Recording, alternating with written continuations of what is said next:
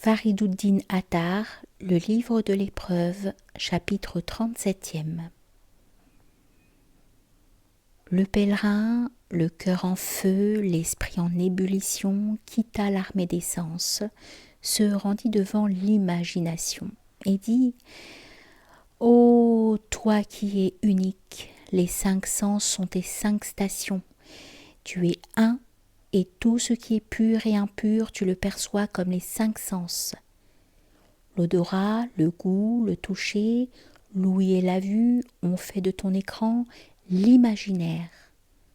Ce qui est perçu de l'extérieur par les 5 sens, toi par une seule faculté en saisis l'intérieur.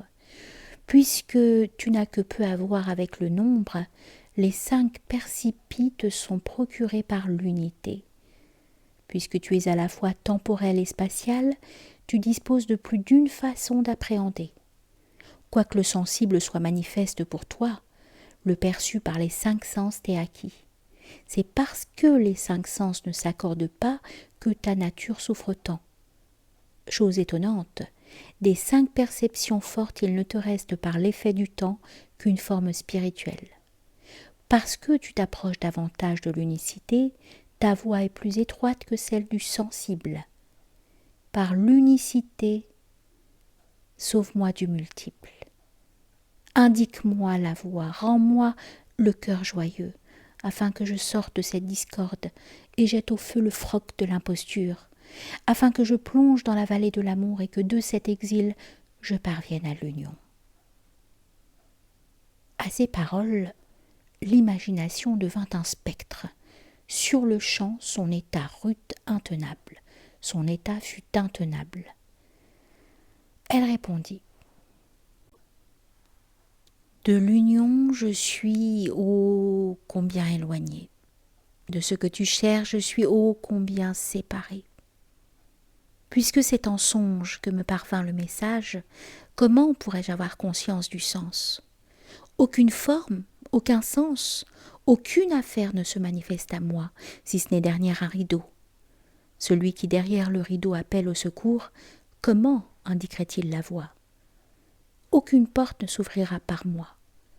Je ne suis que l'imagination. Jusqu'à quand te leurrer ainsi ? Si tu es en quête, ne t'arrête pas ici. Appuie-toi sur le sensible et dirige-toi vers l'intelligence. Le pèlerin se présenta devant le sage bienveillant et lui exposa son état. Le sage lui dit : le palais de l'imagination est rempli des images envoyées par les sens et l'intelligence. Partout où l'apparent révèle la beauté, de celle-ci une représentation se fait dans l'imaginaire. La part du sensible est la séparation, celle de l'imagination est l'union. Tout ce que l'imagination désire est devant elle, cette union même est sa création. Le sensible est dans l'éloignement à ce point seul que, par désir d'union, il affronte sans séparation. À peine a-t-il posé le pas sur le sentier de l'union qu'il est assailli par sans séparation. Mahmoud, d'impatience, fit chercher un derviche, homme passionné et sincère. C'était un amant, dépourvu de tout bien, consumé par la passion. Son cœur était une flamme embrasée. Mahmoud lui dit : « Eh bien, derviche, dis-moi le secret. Dis-moi les subtilités de l'amour. On te dit amant véridique. Il convient donc de t'entendre à ce sujet. » Hayez, au visage de l'une, était présent. Il se dressa debout et se tint prêt devant le roi. L'amant derviche répondit : « Sire, tu n'es pas amant ? Qu'as-tu à m'interroger ?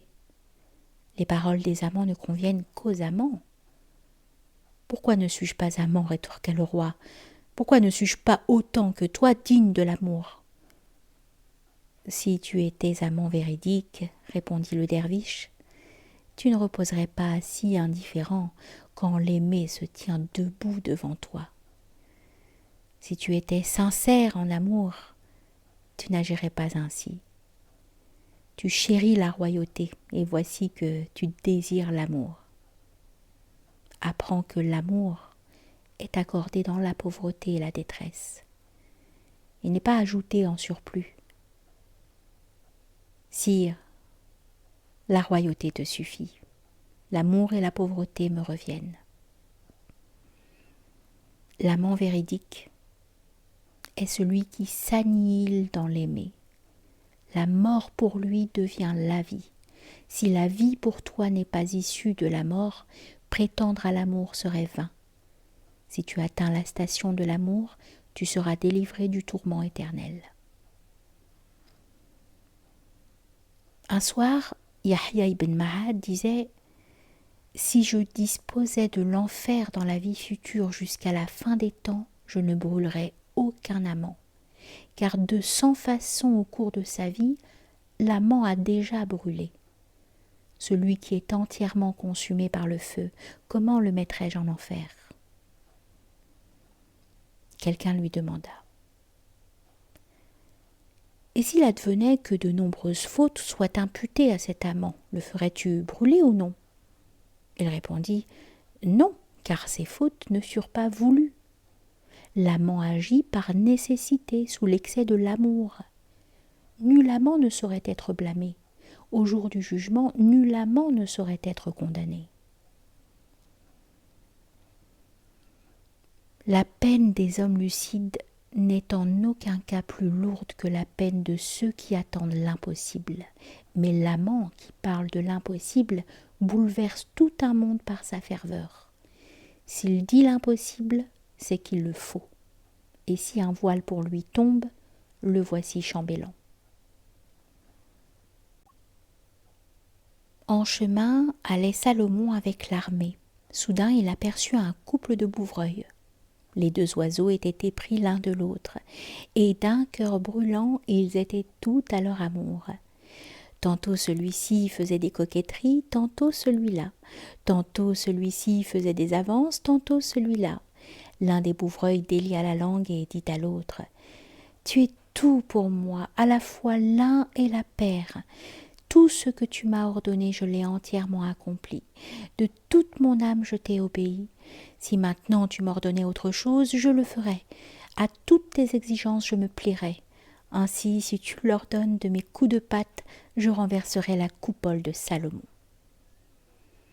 Quand Salomon arriva à son palais, il fit chercher ce bouvreuil. Le bouvreuil, à la vue de cette magnificence, se mit à trembler comme la feuille. Alors Salomon lui dit « Ne te vante pas tant. Une prétention plus haute que la montagne de Qaf ne sied pas au bouvreuil. Toi qui n'as pas la force de soulever un grain, comment de tes coups de patte détruirais-tu cette coupole ?» Ayant ouï ces mots, le bouvreuil répondit « Ô toi, le souverain altier de la foi et du monde, la lettre du secret des amants est un rouleau qui se déroule et ne se raconte pas. Aux amants, il suffit d'avoir la ferveur, d'avoir l'âme noyée dans l'émerveillement. Une fois qu'ils ont totalement renoncé à leur propre vie, tout ce qu'ils veulent, ils l'obtiennent. » Un jour, un sage éprouvé dit en psaume confidentiel « Ô toi l'omniscient, fais qu'à la résurrection, toutes les créatures soient aveugles. Puis à moi procure pour l'éternité des yeux perçants, afin que nul autre que moi ne te voie, que je puisse te contempler sans rival. » Au bout de quelque temps, l'homme revint sur sa prière et ajouta « Ô toi qui à chaque instant me secours, fais qu'à la résurrection moi aussi je sois aveugle afin que je ne te voie point, pour ne pas voir ta beauté radieuse, car en vérité, de moi-même, je serai alors jaloux. » Aussi grande que soit la jalousie de l'amant, celle de l'aimer le sera toujours davantage. Un soir, par révérence, Mahmoud libéra de nombreux esclaves et dit à Hayez « Veux-tu que le roi cette nuit même te rende libre ?» Hayez, au visage de l'une, porta la main à ses boucles, s'empara d'un anneau des chaînes de sa chevelure et dit « Si tu es un homme libre, pourquoi es-tu asservi par ceci ?» Libère ton âme de cette boucle, toi l'esclave de mes boucles. Libère-toi toi-même et ne fais pas tant de zèle. La conduite pour l'aimer est de se ronger le cœur, et ceci par excès d'amour. L'aimer est tout entier amour. Celui que tu aimes aime l'amour. Mahmoud et Hassan se tenaient dans la salle d'audience. Le roi et le ministre, ce jour-là, se trouvaient seuls. Personne ne se présentait, personne ne demandait audience. Nul quémandeur ne cherchait à s'approcher du roi des rois. Personne ne réclamait justice, pas un sujet, pas un homme d'armes ne demandait audience. Un calme profond régnait sur la cour, il n'y avait là personne d'animé par l'espoir ou la crainte. Le souverain dit au vizir : « Où sont à notre seuil les signes d'activité ? Personne ne nous demande protection, aucun nécessiteux ne nous réclame justice. Un seuil aussi élevé que le nôtre, il ne convient pas qu'il soit déserté. Ah, vizir, une cour aussi sublime, il ne convient pas que d'effervescence elle soit dépourvue. » Le ministre lui répondit : « Depuis que par toi la justice règne à la surface de la terre, comment pourrait-il y avoir des plaideurs ? Tu dis vrai, réplique le roi. À l'instant même, mettons le monde sans dessus-dessous. » Sur ce, il rassembla l'armée, puis de chaque ville et village réclama l'impôt. Effervescence et tumulte s'abattirent sur le monde entier. La cour de Mahmoud cessa d'être vide. Son seuil fut secoué des vagues de l'affairement. Ce qu'il réclamait devint manifeste.